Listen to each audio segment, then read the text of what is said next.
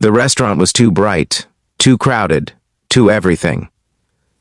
Rebecca Harrison sat in her wheelchair at the corner table, fighting the urge to leave.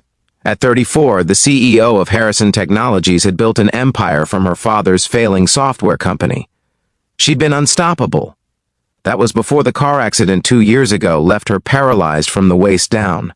Now she was here because her assistant had literally begged her to try. One date, Rebecca, just one.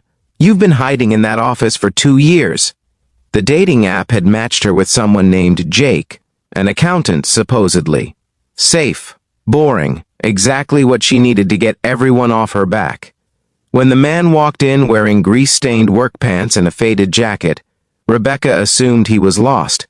Then he spotted her and smiled. "Rebecca? I'm Jake Torres." She stared. "This was not an accountant. Your profile said financial services. I help people finance cars. I'm a mechanic." He sat down, completely unfazed by her wheelchair. "Sorry about the clothes. Had an emergency brake job. Didn't have time to change." Rebecca's jaw tightened. "Let me guess. You saw CEO and thought you'd try your luck with a rich, disabled woman?" Jake's smile faded. "Actually, I saw someone who likes old jazz and terrible action movies. The CEO part made me nervous, honestly." Something in his tone made her pause. He looked genuinely uncomfortable, not predatory, just real. "I should go," Rebecca said, but she didn't move. "Please don't." Jake leaned forward.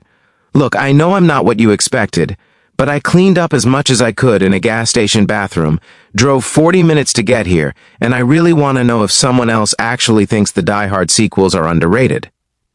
Despite herself, Rebecca laughed.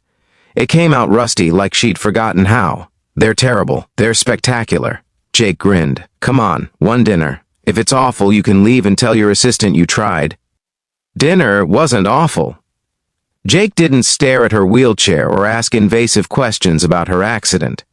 He talked about rebuilding a 1967 Mustang, about his 12-year-old son Carlos, who lived with him full-time, about how his ex-wife had left when Carlos was diagnosed with diabetes, couldn't handle the medical demands. "So you raised him alone?" Rebecca found herself leaning forward. "Yeah, it's been 7 years. He's a great kid. Wants to be a doctor, can you believe it? The kid who was terrified of needles wants to spend his life around them."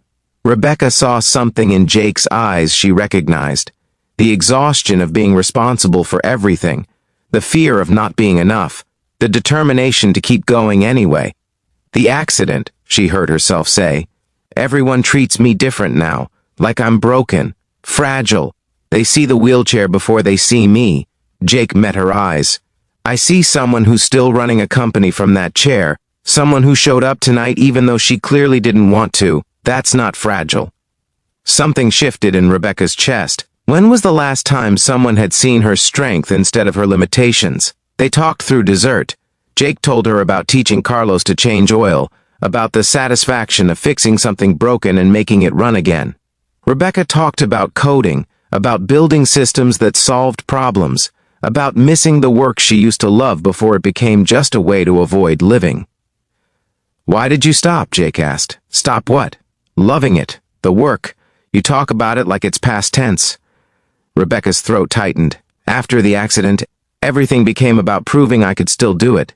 It stopped being about passion and became about not failing." "That's exhausting."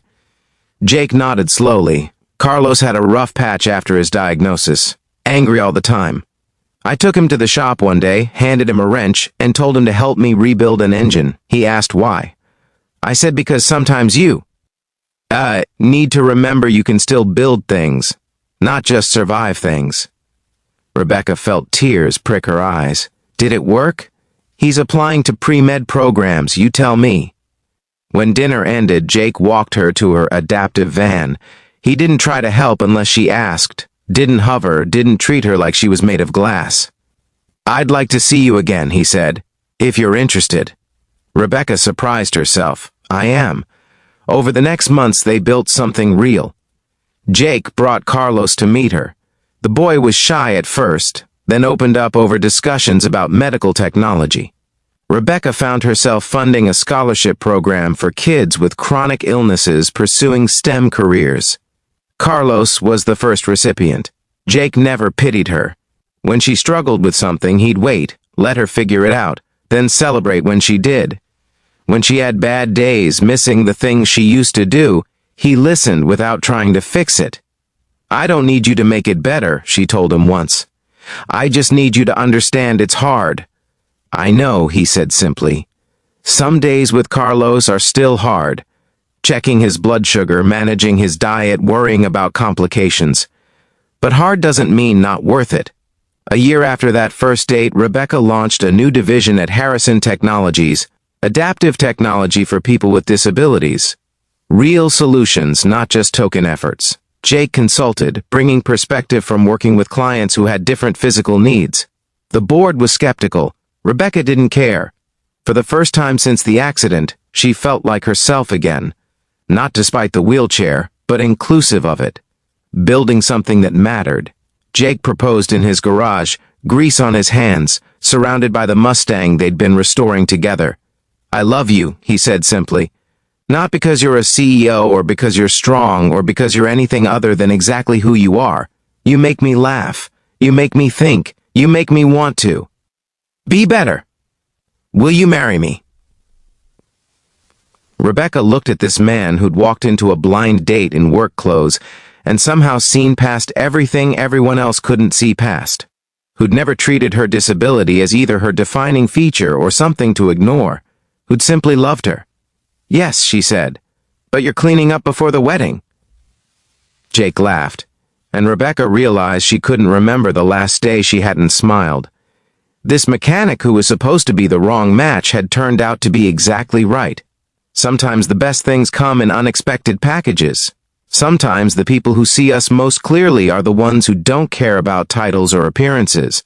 And sometimes, when we think we'll never smile again, someone walks in covered in grease and reminds us that joy doesn't require perfect circumstances. Just real connection, honest love, and someone brave enough to see past our walls to the person still waiting inside. If this story touched you, please like and share it with someone rebuilding their life after loss. Subscribe for stories about second chances and unexpected love, and comment about a time when someone saw your strength when you'd forgotten it yourself.